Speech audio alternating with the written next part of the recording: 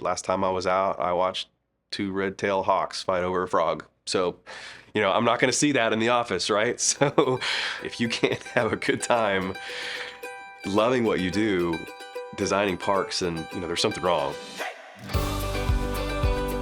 We started out with a mindset, not that we were going to take over the world of landscape architecture, but that we were really going to create something new in our industry where we switched the focus of projects and egos over to people and our customers and our staff and the people that we interact with. The glamour and the glory of finding that perfect solution can kind of take over, and the focus shifts from the end user to the project itself rather than people.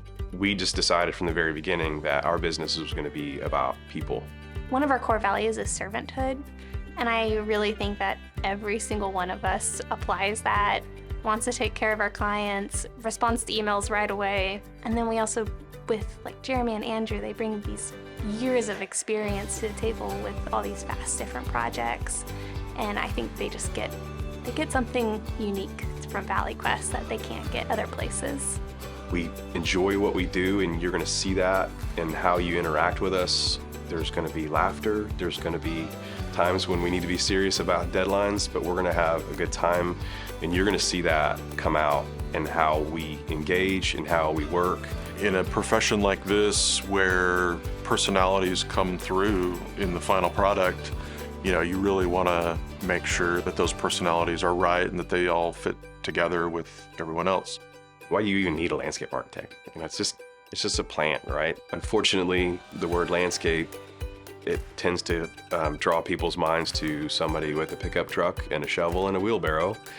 And while there's nothing wrong with that at all, that's not necessarily what we do. We're designers. We're this hodgepodge of architect and civil engineer, graphic designer, urban designer, planner, all kind of squished into this one little thing. And we kind of have to let people know, like, there's value. There's value in making people feel differently as they're entering a building or walking through a space or walking along a trail or even hitting a baseball on a sports park that we've designed. Everything has a reason and a meaning and a purpose. Am I going to feel safe in this space? Is this playground right up next to the parking lot, or is it pushed back into the site a little bit more so there's a buffer and parents don't have to constantly be looking back and forth between the parking lot and the playground? It's really just the essence of landscape architecture, because the most beautiful settings are found in nature.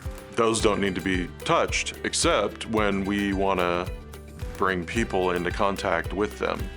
We've all been, hopefully, in a national park where you're out in the middle of nowhere and all there is a trail.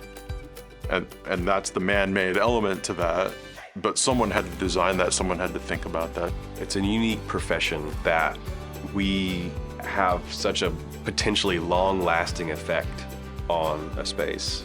Central Park was designed by the first landscape architect, and look what that's done to property values around that park, and people know it around the world. There's just so much value that we as a profession can bring to any project. I want to do this until until I can't walk in the front door of my office. That's how long I want to do this.